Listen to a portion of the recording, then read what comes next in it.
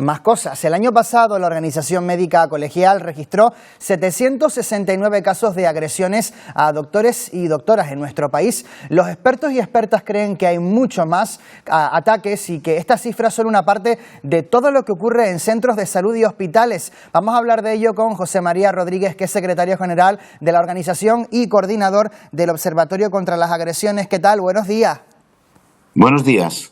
Bueno, hablamos de 769 agresiones denunciadas en 2023, de las que ustedes tienen constancia. Esta cifra respecto a años anteriores, ¿en qué punto nos sitúa? ¿Empeora? ¿Se contiene?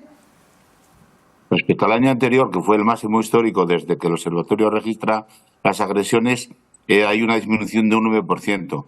Sin embargo, por los datos que tenemos contrastados, que no comunicados a los colegios, pero sí contrastados con alguna consejería, es decir, la violencia ha ido en aumento. Es decir, no solamente realmente ha habido una disminución, sino ha habido un aumento de las agresiones en todo el sistema de salud. ¿Y cuáles son las agresiones más comunes que sufren los doctores y las doctoras? Hombre, las agresiones más típicas suelen ser las de las amenazas, los insultos y las coacciones. Realmente las lesiones se producen únicamente en un 12% de lo que es considerado una agresión.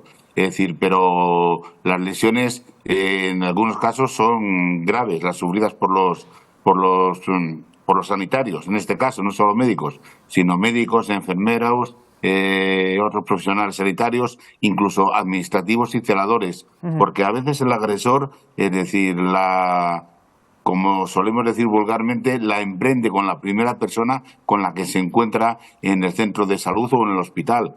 Y de hecho así ocurrió en el año 2020, año de la pandemia, año en el que estuvimos encerrados con el estado de alarma casi 4 meses y bajaron sensiblemente las agresiones a los propios sanitarios, pero aumentaron las agresiones que se dirigieron hacia administrativos y celadores. Y cuando usted habla de esas agresiones, de esas lesiones, esos ataques físicos graves, ¿hasta qué punto llega esa gravedad? Pues mire, desgraciadamente, aparte del primer caso que fue el detonante de la creación del observatorio, como fue el asesinato de una médico en Murcia, últimamente ha habido agresiones físicas en las cuales tenemos un compañero médico en la provincia de Toledo que está casi en parálisis cerebral y está en estado inconsciente debido a la agresión que sufrió precisamente en su domicilio por una barra de hierro. Es decir, cuando el médico se dirigía a realizar una urgencia y precisamente a intentar curar al padre del agresor. ¿Cuáles son los motivos más frecuentes que se esconde detrás de estas agresiones, sin duda injustificables? Pues yo creo que un poco el que hemos dado la sensación de que el Sistema Nacional de Salud está para todo y para todos, de que el médico cura todo cuando el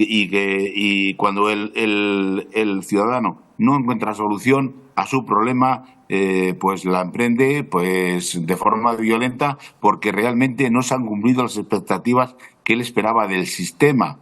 Y eso es lo que debemos de empezar a tratar, porque ya conocemos el fenómeno de la violencia, sabemos que hay violencia, sabemos que hay agresiones. Creo que lo que debemos hacer ahora entre todos es poner medios para prevenir las agresiones, desde la administración, las consejerías, los colegios de médicos, los propios profesionales, mejorando tanto la prevención en el sentido de estar preparados con cursos de comunicación, de mejorar la relación con el paciente y también cursos, lógicamente, es decir, cursos o charlas o cartelería dirigida a los ciudadanos en el cual, es decir, un poco educarles en el sentido de que no se puede agredir a quien va a intentar curarte. ¿Y dónde se registran la mayoría de estas agresiones? ¿Ocurre en las urgencias, en los servicios ordinarios, en centros de salud, en hospitales? ¿Dónde ocurren mayoritariamente?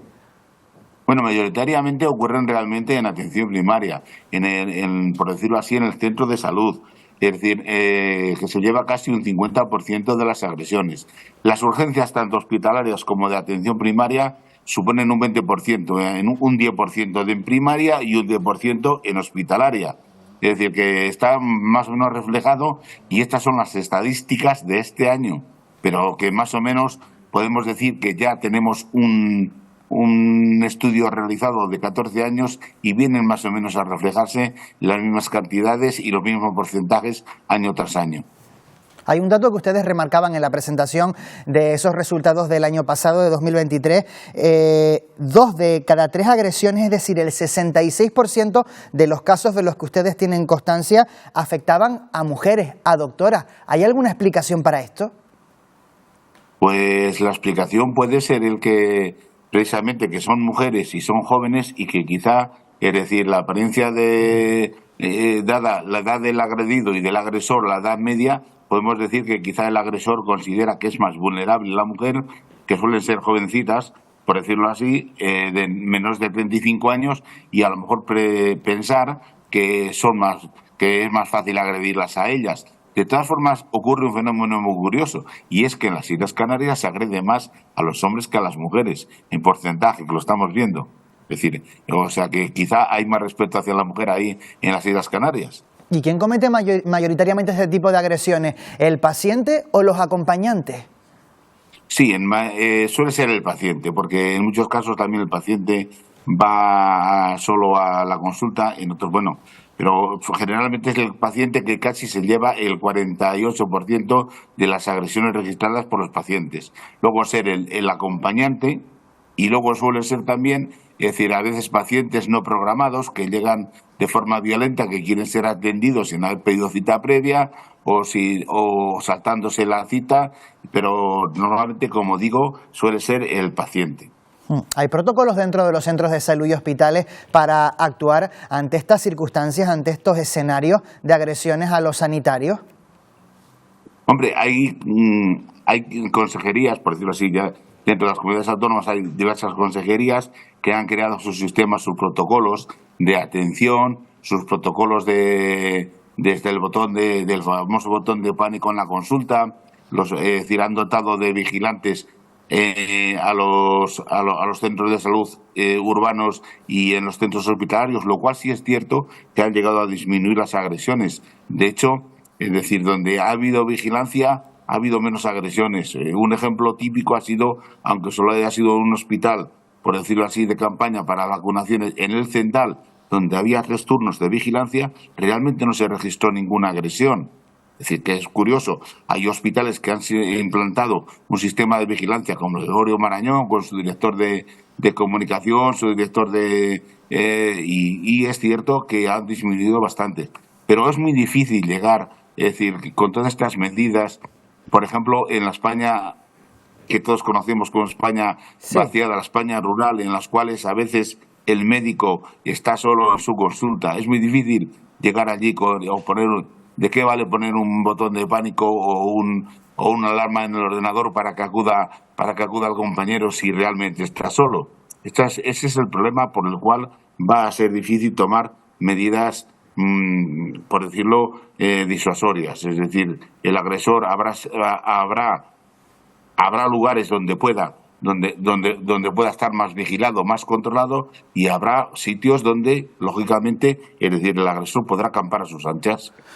Pues sin duda, más concienciación y más respeto hacia la labor que desarrollan los profesionales sanitarios. Sabemos que hablan ustedes de 769 casos el año pasado, pero que sin duda serán muchos más porque una buena parte de ellos no se denuncian por parte de los profesionales sanitarios. José María Rodríguez, secretario general de la Organización Médica Colegial y coordinador del Observatorio contra las Agresiones. Muchísimas gracias, buenos días. Gracias a ustedes, buenos días.